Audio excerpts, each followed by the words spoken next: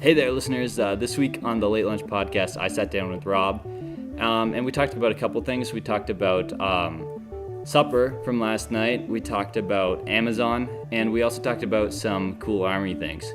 So this one was super interesting, and it was great to have Rob out. So it was one of the best podcasts we have so far. So check it out. Hope you enjoy. Okay. Welcome to the Late Lunch Podcast, episode 23. I'm Ben Lee. And my name is Robert Smith. And we are here, what day is it now? It is Sunday, August 10th. Sunday, August 10th. So yesterday we went to dinner, so we're talking about dinner today instead of lunch. Dinner at the Black Forest Inn. Black Forest Inn's a German restaurant in Hamilton, has a great variety of food and a great variety of German beers as well. Yeah, so we got it was three of us, right? And we got two of their big meat platters, which were... We ordered the Schwarzwaldhausplatz, which is basically the biggest meat platter you can get. And we got a 2-person one and a 1-person one. Yeah, it was, what was on it? There was huge sausage, which, makes sense for a German restaurant. Big schnitzel. Yeah, big schnitzel. I couldn't pronounce half the things, but... Tasted good, though? Yeah, they were good. We had sauerkraut. We had a lot of ham. Spitzel? Yeah. Like, there was a big chunk of ham, another big chunk of ham, and then sliced ham. There were sort of home fries on there as well. It was pretty, not many vegetables. There was some cauliflower. It was a little low on the vegetable count. Yeah, which is, not usually something I complain about. And I'm not complaining either, but, it was... It would have complemented the meat on meat though. Yeah, and I guess that's sort of the appeal, is just to be sort of meaty. Meaty is a good way to put it. I was gonna name drop the that YouTube channel that does lots of cooking and meat and bacon strips. And bacon strips and yeah. Epic Meal Time. That's them. But I haven't heard about them for a while. Yeah, no, I haven't seen them for a while. I'm sure they would love the Schwarzwaldhaus though. Yeah. Oh, I bet we should. I bet they'd probably be in there. They were here at McMaster once. 3 years ago, I think it was. 3 years. Wow. Yeah, I guess so. I didn't go and see them personally, but... I didn't go either, but I didn't hear the best reviews of it. Oh, no? No. I heard... Oh. I heard they weren't very friendly. Oh. But that's all right. Yeah. The only final recommendation we can make about the Schwarzwaldhaus was probably go with the soup. When you start, you get a soup or a salad, and the salad was not the best we've ever had. Oh, really? I love the salad.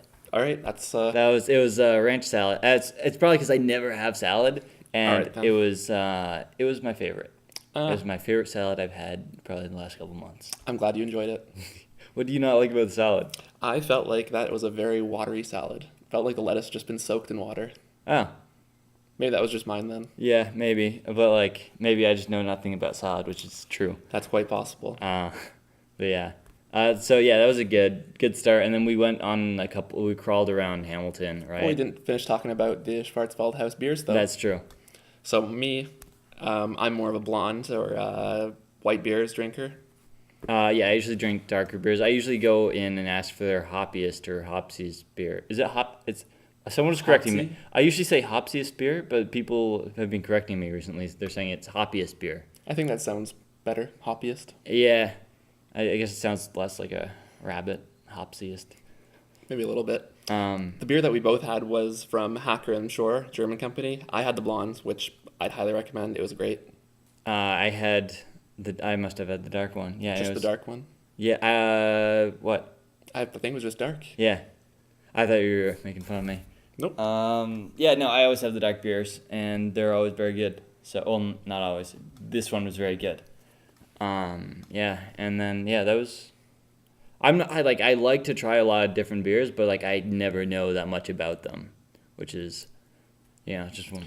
Luckily, it seemed like all the place we went to last night, though, all the waitresses knew exactly all the details about their beers. Yeah. Especially the next place we went to, which is called Chester's. Yeah, so we went to Chester's, which is, you walk in, there was just 2 people there. It seemed like a really big place for the number of customers. Very big place, family-run place in downtown Hamilton, Chester's Beers for the World, and they have a humongous selection of beers. They have just a full book, probably about the thickness of Ben's ebook right there, of just pages on pages of beers. Yeah. How many like they had beers? Oh wait, we counted the countries. I think It there was were 48, 43. 43 countries. I believe it was 43. Okay, so beers from 43 countries and at least like 4 or 5 from each. Sometimes from like Belgium, it was like 4 pages full, so it was like 12 to 20 beers. Easily. And yeah, so it was cool to like see that huge selection of beers I could try but never will probably. Because of the price of some of them. Yeah. It was a little bit pricey. Yeah, so you had your standard beers, which it was the lowest was probably around $6 for a pint, or actually some of them were $6 for. But anyway, so you would get up to what 250. On average, they ranged from $6 to about $20. Yeah. Most of them hanging in the $10 to $20 range. And there was one that was $250. Yeah, And that's one we did not try. No, what was it? Yes. It was a Sam Adams as American beer. Really? Sam Adams isn't- Utopia. Why would that one be? I believe it's just a limited edition beer. Does that make it good or like valuable? Like, I wonder if people actually buy that, or it's just one of those things you throw in the menu, just be like, oh man, it's like just one of those talking points. Because I mean, it can works. hazard a guess. But It got us talking about them. Yeah. So I guess it worked. If it was the purpose. if you had a spare $250 to spend on one beer, well, that's really specific. You'd have to spend it there. But okay, if you had like, if money didn't matter, would you buy a $250 beer? I wouldn't. I would probably still buy either a lot of something I really like or a variety of things I haven't tried yet, but don't cost $250 each. Yeah, that makes sense. It's so weird. Like that couldn't have cost $250 to produce, No. and unless it's like amazing and they did isn't say made it was anymore. they did say it was aged for 25 years, I think, and it was aged in cognac casks. Okay. But still, is that worth $250? I don't think I'd say so. Yeah, I don't know. I'd probably just go buy. Don't buy $250 beers. I would buy like an Xbox or something. You know, sorry, my ebook just fell asleep with all my notes. But yeah, so that was like good. I had this $10 beer. It's German. No, was it German? It was Yeah, German. it was German. So it kept with the theme. And it was the one that the manager who was trying. He was like this like big guy who was just like, yeah, who's just pounding back shots, right? Yep. While drinking beers And smoking a big cigar. huge cigar with like the 2 other patrons who were there. I think the place was so big too. It was like could held like 100 people, and it was like 4 people there, all on the patio. All of us on the patio. And like so the 2 people who were working actually just came out and sort of were out there with us too. 'Cause Socializing, they might as just well. drinking. Yeah, and it was just fun. It was funny. It was a weird situation. Anyway, so I drank the same one as the owner, and it was like this kind of honey. It was a brewed- weird. I've never seen a dark wheat ale. Yeah. And it was interesting. It was a lighter flavor. Yeah, I wouldn't go for it again just because it was too light for my taste. I like the dark beers, the ones that like are bitter, and I don't know. It just Hoppy. feels hoppy, and it just it feels like a meal or like you're I don't know. I know what you mean. Whereas I tried the Castlemaine 4X, which is an Australian beer, and it was good to try it, but it was just your generic lager, no specific taste or anything that's memorable. If I were in Australia and it were cheaper, I'd drink it, but I wouldn't pay $8 for one again. $9. Yeah, right. Yeah, you were mentioning there was a story behind that one, right? The story behind that beer is that my father's Australian, and that was the beer that he's always told me about because when he was there, that's what he drank. It was, I guess, kind of like a Molson Canadian equivalent to Australia, just one of their top beers. But it was nothing special besides just the nostalgic parts of it Yeah. for me. Which can be worth $9 sometimes. Once. One time. It's a $1, or sorry, one time $9. One time $9 value. I guess so. Yeah. And our friend Brent, who was with us that last night, he tried a Belgian beer, which was, I can't remember the name of it, but it was an interesting flavor because it tasted terrible when you first drank it, but it left probably one of the best aftertastes I've ever had from a beer. Now I regret not trying it. Brent and I were actually both going to get a certain Belgian beer, like the light and dark versions of it, but they were out. They were actually out of like, I don't want to talk smack because like they had hundreds of selections, and obviously you're going to be out of a couple.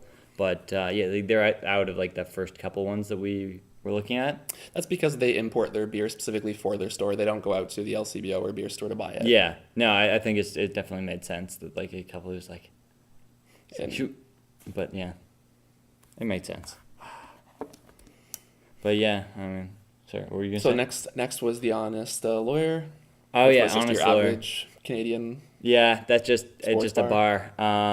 nothing special. Amit, who's been on the podcast, used to actually. I probably shouldn't. Whatever. He did magic tricks for like different bars, different places at one point, and I think he was at Honest Lawyer. He used to do magic tricks there, which is kind of cool. I never went and saw him, but like they're an interesting place because It's they. like Chuck E. Cheese's for adults. Yeah, that's a really good way of describing it because what was it? Yeah, it's Chuck E. Cheese for adults because they've got like arcade games. Bowling, basketball, skeet, Yeah, all that. all sorts of stuff. It's like it's interesting. We went there once after a film festival, and Was it the film festival where you won that? yeah, I decided to bring this in just to make. I'm working on the general appearance of the podcast overall. For our listeners who Oh cannot yeah, see this video, maybe you should describe we're it. pointing to a little trophy, which we won at like as one of the film festivals like McMaster, just for a 24-hour thing. This was the one I won with it was just me and Amit, and Carissa, and Nick. It was just that was it. And actually Joel was there as well. Probably a lot of people you guys don't know, but anyway, I don't want to be like, oh, it's Dropping only too me. many names. Yeah, I'm dropping too many names. But anyway, so just one of those things I'm trying to add to the podcast. The feel. Yeah, and just we're working. We're in. A guy actually just walked into our set, and there was, he was very good about walking out. That's why I was laughing, looking up there for a second. I think eventually we'll have our own spot in the lab, and I'm gonna see if I can do like a 3-camera setup and stuff like that. That'd be good. Cool. It'd be awesome. And then we'll have our own space but that's what we're working on. And yeah, man, that was a bit of a sidetrack. So what were we talking about before the trophy? So we finished The Honest Lawyer, and then after that we kept trekking west and made our way to Snooty Fox. Oh yeah. So Brent ended up driving us. He did. And because he'd been drinking iced tea after a bit. After eating pounds of meats Yeah. at the Black Forest. Well, it's like while we were at Honest Lawyer, we were sitting there, and some funny things happened. There was at the other table, there was a customer complaint because they were up they didn't eat some of their crab cakes, and I was watching the waitress made a joke. She's like, "Man, you really hated those crab cakes, huh?" And then one of the patrons took huge offense to that. She's like, "I'll have you know that I'm a crab cake connoisseur," and it's like I know what good crab cakes are, and and she talked about that for 5 minutes, and obviously, so the waitress goes back and gives her a couple free things, and so it's one of those weird things. It's it was why an odd circumstance. you're a crab cake connoisseur, so you go to just a bar and order crab cakes, and you expect them to be wonderful. And it's not even traditional pub fare, so it wouldn't be something they would know how to prepare especially well, I would think. It's possible. I guess they could have a master chef, but it's very unlikely. And actually, working but on a that's Friday night or Saturday night in downtown Hamilton. Later, a different waitress came out. She's like, "Oh, I'm so sorry to hear about the crab cakes." But it's funny you say that they weren't great because we actually had a very special super chef come out and make them for us, and she name dropped someone too. And the crab cake connoisseur, actually, you could tell she recognized the name, and it was just one of those. I couldn't hear the whole thing. It was just a weird situation. And then the other thing we saw was a guy was walking his dog, and it just walked into a bank, and you see the guy just stand there, shake his head, but he doesn't go after it. And the dog did its business. Yeah, Brent looks over. He's like, "Did that dog just just take a dump in the bank?" And so we weren't sure. It was just kind of a funny situation. And then 10 minutes later, there's just a security guard standing in the doors of the bank, looking back and forth, just guarding it from then on. So it was pretty funny. Downtown Hamilton never fails to disappoint. I was amused. I would call that a win for Hamilton. It was a great excursion last night. Yeah. It was. I liked it. I don't know. I think people rag on Hamilton a lot, but like, Hamilton's definitely come up in the last few years, though. Like, as someone who's lived in Hamilton for almost 22 years now, if Hamilton's changed a lot in the last 4 years, even just since being going to McMaster. yeah. I liked it. I liked all the art stuff that they do. They've got That's definitely art helped Hamilton a crawl and lot. like super crawl and stuff like that. There's a whole section where it's just like a lot of cool stuff happens. I've never been particularly bored here either, because I mean they've got clubs, they've got Augusta and stuff like that. Good variety of pubs. Yeah. The public house has never failed Yeah. to provide a good time. I mean the club district is scary and people do get stabbed there sometimes, but I mean it's a club district, right? It's gonna attract that sort of people. That'll be the great new tagline for Hamilton. People only get stabbed here sometimes. You know, I mean, it's a city. Yeah, jeez. But Sorry, we can't compete with Ottawa. yeah, I never did anything while I was in Ottawa. I was in high school pretty much, and then, which actually is not a good excuse. I just wasn't a very active high schooler. It's all right. You're in university now, so it's all good. Yep, I just go on pub crawls every once in a while. It's fun. Every once in a while. Well, that was the first one I've ever done, I think. So Well, with the exception of our one trip last summer to different wing places. Yeah. Wait, did we go to different wing places? I think we went to two because I believe we had some wings at the Snooty Fox first, didn't we? Probably. Yeah. So that was before. That was right in the summer, right? That was in Before- August 2013. Okay. Yeah. Cutting a long story short, it was a trip where we found a place that has 2 pounds of wings and a pitcher of beer for $21. So the five of us decided to get one each. So 10 pounds of wings later, it was a great time. Yeah, it was really good until like you started feeling it, and it was. The meat sweats. Yeah, it was. Yes, such a gross term. But yeah, that was something. But yeah, I don't know how to segue this, but I've been thinking about like what to actually include in the podcast more recently, and I've been trying to like include more like topics that are in the media, like viral stuff.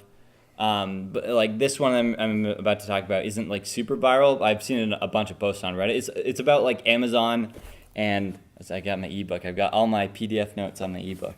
So it's about Amazon versus Hachette. Before I mentioned it beforehand, did you actually hear much about it? I have not heard much about this, so please explain it to me. Okay, so Amazon obviously is this huge company that sells a bunch of stuff through the internet, right? And more stuff every day, especially in the United States. They sell everything from wine to food now. Yeah, so they're huge, and like I think a big part of their like becoming was selling books. I'm not entirely sure of their origins, but anyway, so they are huge. They've got apparently a 40% market share in books. In the USA or worldwide for ebooks? Not sure. That's all right. But anyway, I read it. 40%. They got 40% somewhere of books of some sort. Anyway, they're big. They're big players, and so they're going up against Hachette, who's this big book publisher who's got a lot of authors under it. So they own a bunch of other publishing companies, and it's just one of those weird things where it's like I've been looking up different perspectives on the thing, but it's always from Hachette's perspective or Amazon's perspective. And it's hard to actually get a clear picture of exactly what's going on. Hachette essentially was shouting out because apparently Amazon has been recently targeting them for basically they're like making their books unavailable through selling on Amazon, which obviously is bad for Hachette and their authors. And they're saying it's being done unfairly and they're being targeted for some reason or another. I think it's a pricing issue overall. And they've gotten a bunch of people to denounce Amazon and like even huge names like Stephen King and stuff like that. So they got 990 authors or something to sign on this letter. I think they took out a $110,000 ad in some magazine. I think it was new, like I don't exactly remember where, but like so they're putting money into it. And just recently, Amazon's actually spoken out, and they're saying that they've been in talks with. They were trying to talk to Hachette about lowering prices for ebooks because like it's less of a production cost, right? And their perspective is that Hachette is actually illegally has got an illegal agreement with like different publishers to keep ebook prices high, which that's a big allegation, and that it would be better for everyone if ebook prices were lower because like ebook because the thing about supply and demand, if you lower, I guess not exactly supply and demand, but anyway, you lower the price of something and like more people will buy it. Correct. And then so there's a couple of I only took 2 economics courses, so I barely know anything about this. But anyway, so they put in like they're saying that if you lower Lower the price of a book by like an ebook from like $15 to $10, then you get like 1.74 as many books sold, so like a 74% increase.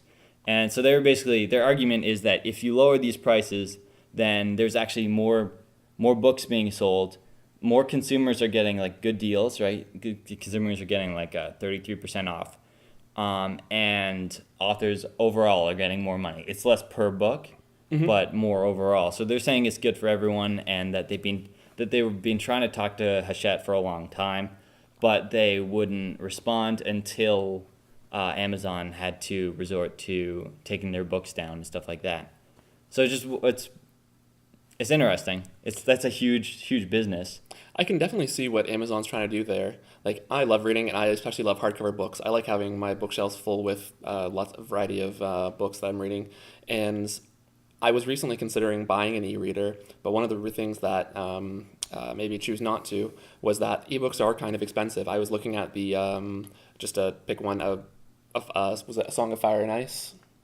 And on Amazon, to buy them in an ebook format, it's still $48 for the first 5 books. And that's a fair amount of money for just an electronic file. Yeah, I paid a comparable amount for, I think, the first 4 in like paper. Yeah, exactly. So yeah. For me, if I actually, because, well, I love having the hard copy, but they're sometimes not the best for bringing them around or carrying a few of them because they can be kind of heavy, especially with hardcovers. So if I had the option to actually buy an ebook with my hardcover, and I was given, say, like a little code you'd get for like a Steam game. Sort of like they do on DVDs. Yeah, exactly.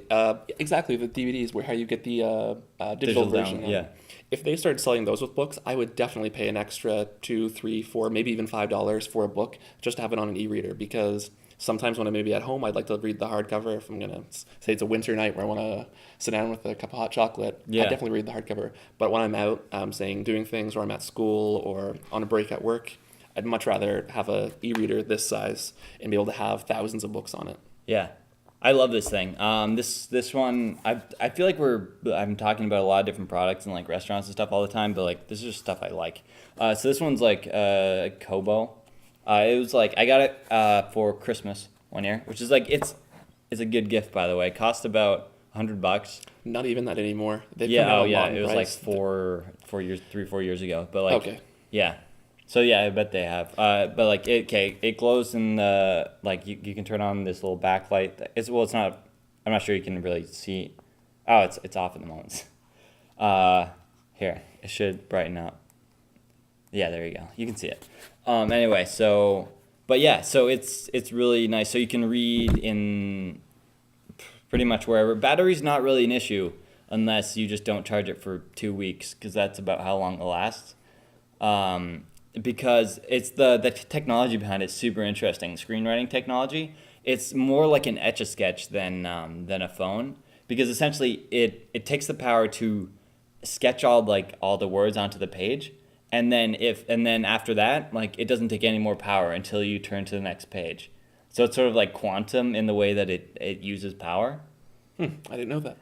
Yeah. So like, for example, when I turn it off, it always goes onto a screen like this, and this one shows like the works of Edgar Allan Poe, which is like some weird glitch in it where I opened that book once, and now it's always my screensaver. I'm sure there's a way to actually change that. It actually just makes me look super smart because people think I'm reading Edgar Allan Poe. Ooh. So everyone wins. But I'm really happy with e-readers. And yeah, actually, ebooks are super expensive at the moment. They are. And that's a terrible idea because they're super easy to pirate. Exactly. I can understand why publishers and authors would want to price their books, their ebooks comparatively to their hardcover books and hard copy books, because there is still the intellectual property rights. Yeah. However, it's so much cheaper to just publish it online in a EPUB format or a PDF format, and there's no good reason why they should be that expensive still. They've been out for many years now. I wonder if it's I should have looked this up, but like I wonder if it's a similar situation to video games where it's like digital downloads are like the same price as the disc a lot of the time, because of big stores like Best Buy, who essentially they tell like publishers, like big publishers like Microsoft, it's like, oh, so you want to like because Best Buy doesn't deal in digital downloads, right? Yes. So they'd be like, oh, you want to lower your digital downloads price, cut us out of the market? Oh, looks like we won't sell your system or any of your hardware. It's smart on their front, but Yeah. it sucks for us, the consumer. Yeah, no, it definitely does. But I wonder if it's something like that. Well, that could be that'd be an interesting development if like Hachette was not going along with Amazon's plan because they had like deals with stores like Chapters and stuff like that. That's mere speculation, but like what if Chapters was threatening Hachette, like if you lower your prices, then like we won't sell any of your books at all in actual stores. That would only work for a company that's selling them, a store that's selling them like Best Buy or Kohl's, Chapters, Indigo, if they were only dealing with one publisher at a time. Because if all the publishers agreed to say, hey, you need to lower the prices, then Yeah. the store would be helpless. Yeah, but you'd have to get all those different publishers to But there's agree no on something, motivation to do that currently. Yeah. So I mean, it's going to be an interesting thing to watch, and I'm not exactly sure where this goes, but it might lead to cheaper ebooks, which would be nice. Who knows? Maybe we might see them in the next 3 or 4 years. Yeah, yeah, big business stuff. I got to be honest, like most of the books on this thing I don't own. Like someone took my like ebook, plugged it into like a computer one time, and like downloaded 200 books onto it, and like I didn't complain, but You can get tons of books, of ebooks at your local library now, because a lot of public libraries, whatever city you live in, Hamilton does this. You can go onto their website and they have an ebook library. They won't always be like the best brand new books, but if you just want a variety or something new to read, you can get them on public library for free. yeah, I've heard that. But I think there's meant to be some sort of restriction on like how long you get them for. That's fine. Yeah, If you can just check it out again, then I guess. you can pretty much have it permanently. Then you got to go all the way to the library. You can just do it online. Oh, never mind. I have no excuse. I have not used a library in about I've used the school library. I haven't used like a public library in about since I was in grade 10 when I took out Marvel versus Capcom? no, it was DC versus Mortal Kombat. Yes. So- It's a video game. Yeah, I took it out a video game and a bunch of books. But the video game was due like 3 days later instead of a week, and so I returned it a week later. And I owe them money Still? because I was in high school. I didn't have any money, and I should probably go and check and see if that's still a thing. I hope that doesn't accumulate interest, because that'd be bad. I think I owed them like $5 in late fees or something. And so I haven't really. Can you just like do they cross reference like if I try and get into the Hamilton Public Library that I walk by? Are they gonna call up like the Library Central Intelligence Agency, I doubt they're LCIA, gonna send a collections agency for you. and they'll be like, yeah, you owe $250,000 in interest on that video game you returned late. I'm pretty Okay. sure you're safe, Ben. Okay, so maybe I'll check that out no worries. and like download some books from the library. We live in the future. We do. But yeah. What do I got? Oh, yeah. So, is it okay to talk about a bit of light Army stuff? Sure. Because you're in the reserves, right? Yes. Canadian reserves. So I prepared a couple of questions just in case. And this is a game called Is It a Thing? Okay. And I'm going to ask you a bunch of things that I've seen in, media. And I'm going to ask you, is it a thing? So I was playing Left 4 Dead 2 the other day. All right. And I found some incendiary bullets, and they set the zombies on fire. Are incendiary bullets a thing? What I think you're probably referring to is tracer rounds. Now, I've never used any incendiary rounds. I don't believe they may exist, but sometimes tracer rounds will set things on fire, like grass. So if the grass is dry, it'll set them on fire a lot. Or if you shoot paper, it sometimes sets them on fire because Okay. it's a phosphorus tipped round. Okay, So it and catches wait, fire. and that's so that you can see where your bullets Exactly. are going? Exactly. It'll be on, say, a belt of ammunition. I think it's 1 in every 10.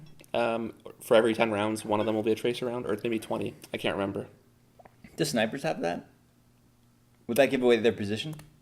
That actually, yeah, probably would give away their position, but I can't comment on that. Sorry, I don't know. Okay.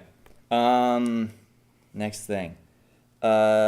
Is like the trope where there's a badass like cigar smoking guy a thing where it's like the drill sergeant, like you'll see him on his off time like after yelling at all the people and he'll just be smoking a cigar. I have Somewhere. never seen that. A lot of guys smoke, but I've never seen a guy smoking a cigar actually. Oh. Every time. That's disappointing. Okay. In Battlefield 3, guys are always running around, jumping off cliffs or like jumping out of buildings, and they've got parachutes. How heavy is a parachute, and like, would it be possible for that to be a thing? I've never used a parachute, so I can't comment on that. But if you were just jumping out of a 2-story building like I've seen you do in Battlefield, I don't think a parachute would do very much to help you. I do that, and it works. But okay. Do you think it'd be practical though? Because like sometimes, say I was fighting, it's like when you're fighting a mission, you have to jump off a cliff I to don't get think to it the would be next practical at objective. all because it makes you a giant target. Well, I mean, but you got to get down the cliff really quick. No, okay, that's okay. I wouldn't recommend it. Okay. Next thing, Semtex grenades. Are they a thing? Like, have you played Call of Duty where you can choose your type of grenade? You got the normal frag grenade, and then you got Semtex grenade, and like you throw it and you stick it to someone's face. I'm sure it possibly exists, and they've developed something such as a sticky grenade, but all I've ever used is just a standard fragmentation grenade. You throw it and then you hide behind a wall. Okay. Do you think anyone would ever try and stick a grenade to someone, or would that just be so ill-advised that? When you see how much damage just your standard grenade will do, and they're very small, they could fit in your hand like that, and see how much damage just one of those little things can do, I don't think it's really necessary. It has a lethal radius, I think, of 18 meters and a danger radius of about 75 to 100 meters. So it's pretty lethal just on its own. Okay. So I guess people wouldn't go for it. I'm assuming if you're within a couple feet, you wouldn't try and just. No, it's not like the video games, the movies, where a guy throws a grenade and he's a few feet away and he's perfectly fine. He would be in very, very rough, minced shape. Okay. What about game types in actual battle? So like, capture the flag. Is that a thing? Or like if you take the enemy's flag, do they have to surrender? No, sorry, no. Oh, okay. Care packages. If you're doing like really well and like the guys in the planes are watching you, do they send you like a nicer gun? Once again, no. Okay. Well, that has been Is It a Thing with Rob Smith. Thanks for doing that one. No problem. And that's all I've got prepared for that one. So, yeah. I'm trying to think. That was fun. What else do we got? I've got in my notes, are there any good Army stories that you're allowed to tell? Should give me a little time to prepare for that. Okay. Not that I can think of off the top of my head. Okay. I'm actually out of notes, so is there anything else you wanted to talk about? There was one thing I wanted to talk about that came up in the news this week. For those of you that bought an Xbox One, I'm sorry. What's happened now is that all of the things that we've heard about that are going to be Xbox One's exclusives, they should start putting an asterisk beside that exclusive, or they should maybe call them Microsoft exclusive, because yet again another Xbox One exclusive has been made available on the PC. First it was Dead Rising's not quite out yet, but first it was Titanfall. Titanfall was marketed as an Xbox exclusive, but it was available simultaneously on the PC. Oh yeah. Dead Rising 3, Xbox One exclusive, now or soon to be available through Steam and other online game programs like that. And the next one is now Rise, Sons of Rome. Sorry, it was supposed to be an Xbox One exclusive, and now it's just Microsoft exclusive because you'll be able to get it on Origin starting in September, I believe. That sucks. I mean, for Xbox. I've heard of people who are thinking about selling their Xbox One because it basically just. But at this point, when's the Halo one coming out? I'm not sure about that. Because that's got to be Xbox exclusive. But have there been any of them? I've been a Sony person all my life, so I've had PlayStation 1, 2, and 3. Although I do not plan on buying Sony PlayStation 4 because same with Xbox, the exclusives are very limited right now. Why are exclusives such a big deal? Well, it's something that pulls you to that system. Like, I've taken a lot of flack for it, but I'm one of the very few Wii U owners out there, and I have nothing but good stories about it. Like, they're all tried and true game series like Super Mario Brothers, Mario Kart, Pikmin. Soon to be coming out will be the Super Smash Brothers, and also, which is a new series, but it's based on traditional, is Warriors of Hyrule or Hyrule Warriors? Hyrule Warriors, I think. Which looks like a great title, and Nintendo never fails to turn out great exclusives. But for the main two, basically, the two systems that everybody's had such high hopes for, PlayStation and Xbox, they're not really turning out anything that you can't get if you don't have a PC. Okay, that makes sense. That makes me feel not as bad about not being able to get one for now. Exactly. Of the people that I know that have a PlayStation 4 or an Xbox One, they said that, yes, Titanfall was great, but you can play it on your PC. And for PlayStation, if you have a Blu-ray player, then that's basically all the PlayStation 4 is right now. It's a very good Blu-ray player. I feel like PlayStation has they still have a bunch of exclusives. I guess a lot of them for PS3. But I was Xbox 360, and that was actually the first console that I owned. Actually, no, I had the Xbox original because that was a gift, and then 360 was the first one I got, and then yeah. But there's a bunch that I wanted to play. Is the Uncharted series still? Uncharted series is coming to an end on PlayStation 4.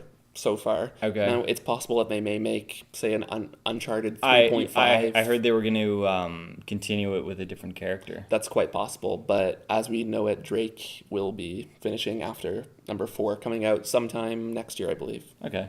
But they've got hits like Journey. Didn't they've got a fair number of exclusives. Let me pose this question to you then: are those exclusives enough to make you want to buy a PlayStation 4 though? I like consoles because you get 4 people sitting in the same. You can get 4 people sitting in the same room playing a thing, and I guess actually Wii would probably be best. Hands for that. down, Wii is the best for if you want to get four guys playing Mario Party. I've been talking about trying to get a couple people to pitch for a Wii for the multimedia lab, which seems Wii like or Wii U. Wii U, which seems like such a sweet idea. The only problem is. How much are they going for now? $250 or $300? $250 or $300. I think I got mine. I was lucky enough to pre-order and get the Legend of Zelda Wind Waker bundle, which is a really nice Wii U, and it's been a very good system. I just how much do controllers cost though? Because we're gonna need 4. Controllers are quite expensive. I hate that. The problem with them is that you have one of the big tablet controllers, and you only need one of those for your Wii U. But if you want to use other ones, you can use your Wii controllers as long as they're a Wii Plus controller. Yeah. And you can also get the Wii U Pro controller. I've tried all of them. I like all of them. They're very functional. They have great response, and I'd recommend them. The only problem with them is that a Wii U Pro controller is $50.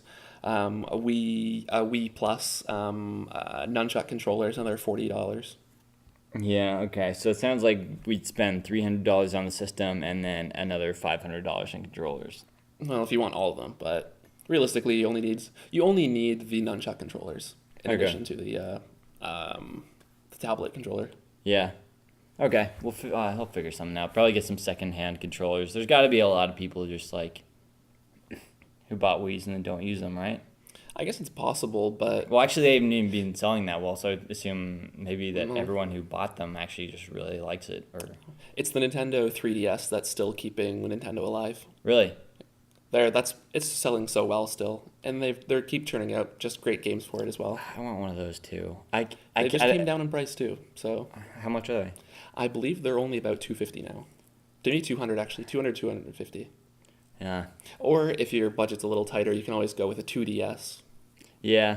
No, I feel like if I was gonna get one, I would want to get a 3DS. I'd probably just find someone who like, for some reason, hates a Nintendo now and be like, yeah.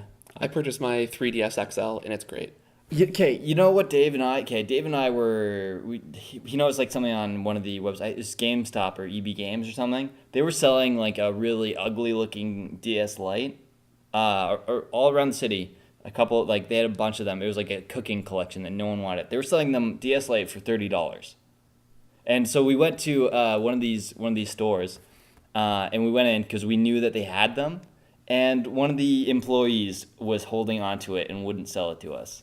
Because you wanted to buy it? Cause she wanted to buy it. Okay, there was two girls in there, and anyway, so we go up. We're like, hey, so we're looking for this DS, and one's like, oh, I know exactly where that is, and the other's like, no, I don't do that. And it was one of those situations where it's like, I want to make a fuss about this. Did you end up getting it in the end? No, because I didn't realize until after I walked out the door. It was like I just said out loud, I'm like, I bet they're holding on to it for themselves. Like I was saying that sarcastically, and then I realized they were holding on to it for themselves.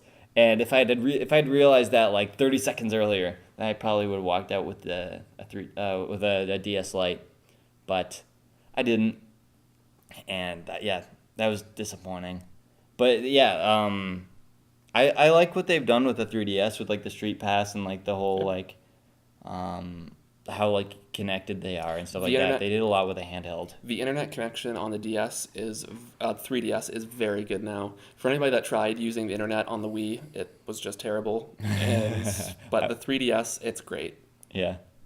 Is there any sort of plan that they could get like 4G in there or like? I don't know about that, sorry. Okay, that'd be awesome. But yeah. 4G LTE. Super fast internet. So Sony has capitalized on that because you can buy the 3G Sony PS Vita, Oh yeah. but they're a little bit more expensive. I believe they're about $100 per expensive. Did I didn't Vitas have- do well?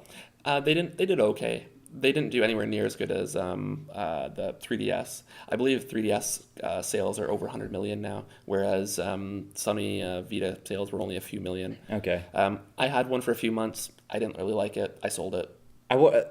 Is Vita's the like next generation PSP? It's It's like It's meant to work with the PS3 and the PS4, but it's basically just the next PSP 2.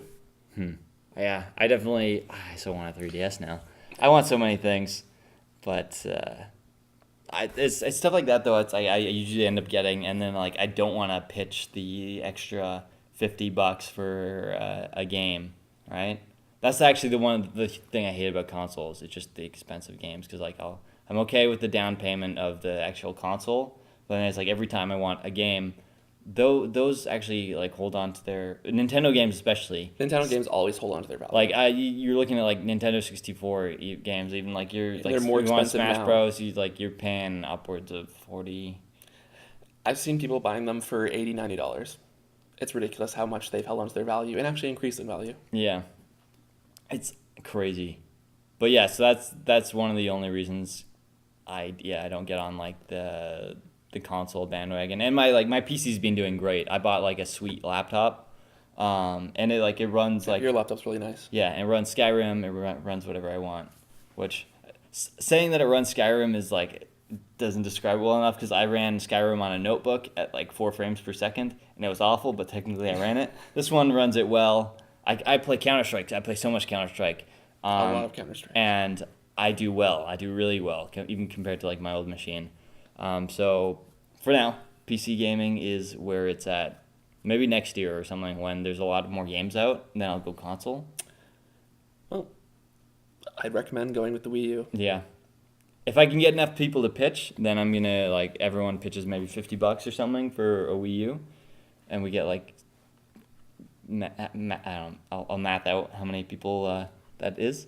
If it's $300, that would be six. 6 people. 6 people. That's not too hard. And then you start getting people for controllers too, 'cause each one. Yeah, I'm gonna see because I'm assuming some people must have controllers, and I'm just gonna be. A lot of people probably have Wii U plus, or sorry, not Wii U plus, Wii plus controllers. Yeah. And then we'll have to make some agreement that like we leave the console there for future generations afterwards, and Sign up a contract. yeah, maybe that'd be a weird thing. And we'll make a little plaque too, and we'll attach it to it with our names engraved. Donate like, to the Media Lab. Yeah, this is the donation from the alumni. Hey, that can be your class gift for the Yeah. class 2015 multimedia class. But we don't want to give everyone credit, so just write our Just own you names. guys. Just the multimedia in class, but just us. The multimedia class of Ben, I think Dave, Ben, and Dave, Alex. Alex. That'd be good. Maybe. I'll try and do that, yeah. But I don't know how long we've been running now.